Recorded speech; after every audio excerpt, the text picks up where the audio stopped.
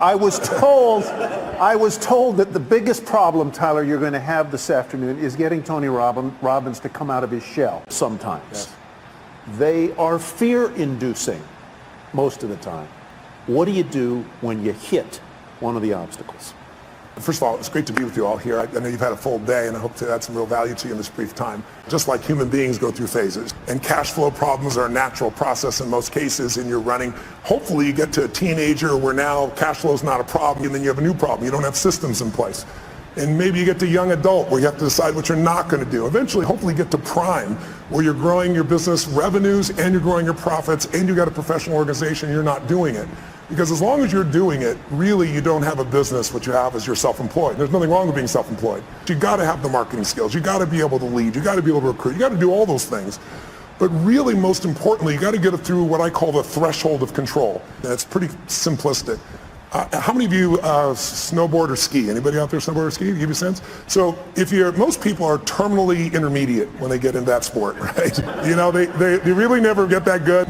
You're used to greens or blues, and you find yourself on a double black, and what happens? Everything inside you freaks out because you're past what I call the threshold of control, your comfort zone. And you look down, you go, I could die doing this. Most people slam themselves on the ground, hang on for dear life, and try not to skid off the cliff. You don't have to worry about that anymore, right? So for me, I can remember going and starting my first business in Vancouver, British Columbia, Canada. I got on a radio show, and this person, it was a shock jock radio show, and I didn't know it, and they started attacking me and saying I'm a liar and a charlatan, you can't do these things. I've worked with for 7 years, and I've been able to solve this. And I said, great, bring that patient tonight. I'm doing a free guest event at the Holiday Inn, and I'll take care of that. It should take me 10 or 15 minutes, right? So because of that, I had people coming to these guest events like crazy, and I thought I hit the home run, right? And I did this big guest event. There was like 1,000 people there, which for me would be like, I don't know, 100,000 people in an event right now. And this man walks up to me, and he's from immigration. You know, when you're in beginning business, you don't know these things, right? And he said, I'll tell you what, I got to see you tomorrow at 5:30. I'm starting to stress. And finally I sit down with a guy and he says, you're taking away Canadian jobs. I said, how many Canadian firewalkers are there? And he said, no, you teach NLP skills, neuro-linguistic programming. He goes, if you walk on that stage tonight, we will handcuff you and deport you. This is what I call a threshold of control.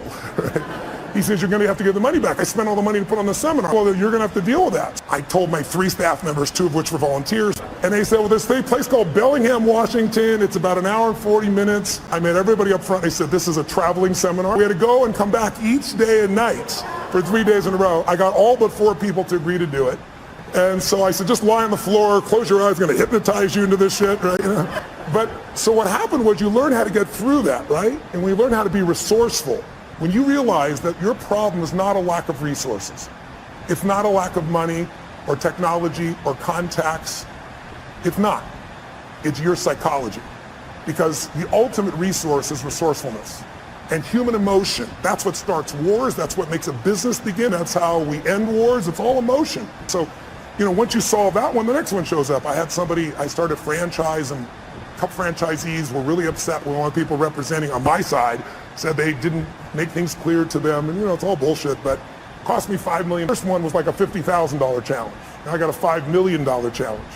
And I took all the money I'd saved in my entire career to pay that off. And it turned out my partners, 2 of them were broke. They weren't billionaires, they had lost their money. And the other one was the son of a billionaire, and his dad had given him nothing at $5 million shortly after for $120 million when they didn't have $120 million. I figured out how to deal with that. By doing that, I eventually took my companies to this year will surpass $6 billion in 33 companies because I made it through the threshold of control. So I want you to know, when you see these big numbers by any entrepreneur, where does the perseverance come from for you? Where does the indomitable spirit come from? Here, the title of your book, Unshakable. You did not grow up in easy circumstances. No, all self-educated. Self-educated.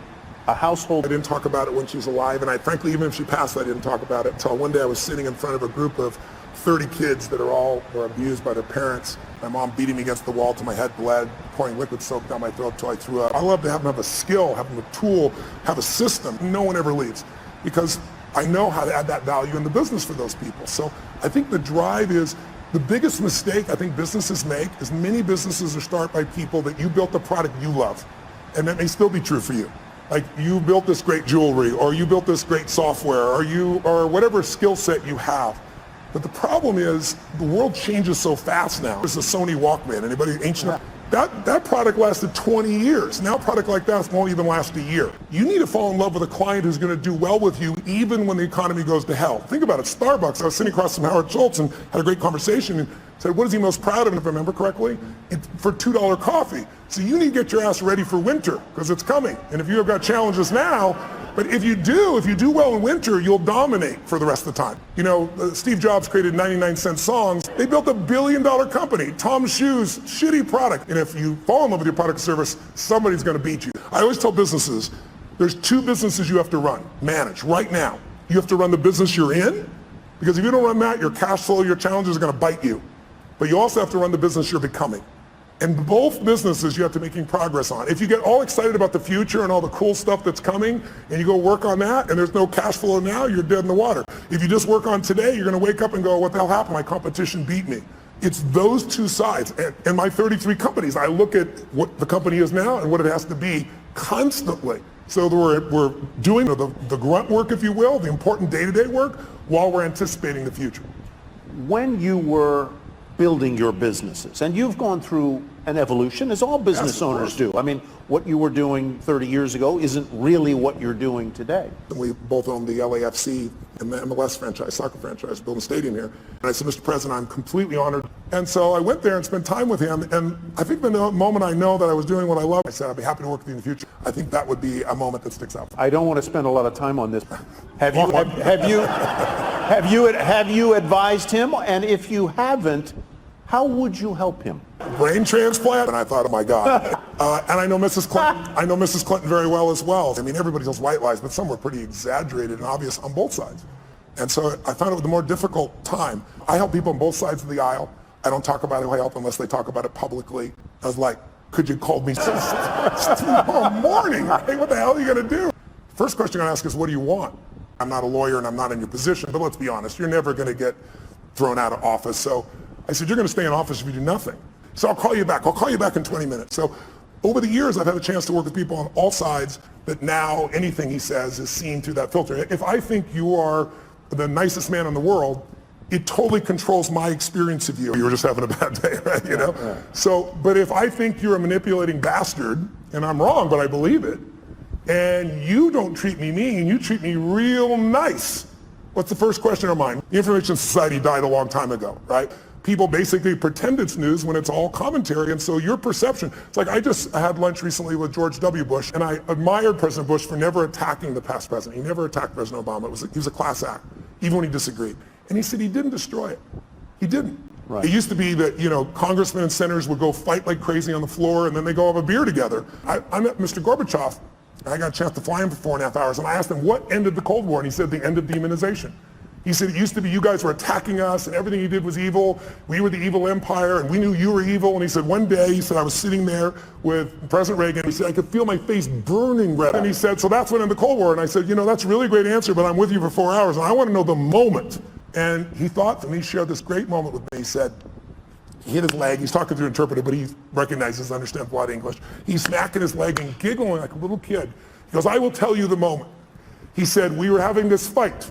Back and forth, back and forth. I was lecturing him, he was lecturing me, and all of a sudden he just stood up like this and he said, this is not working.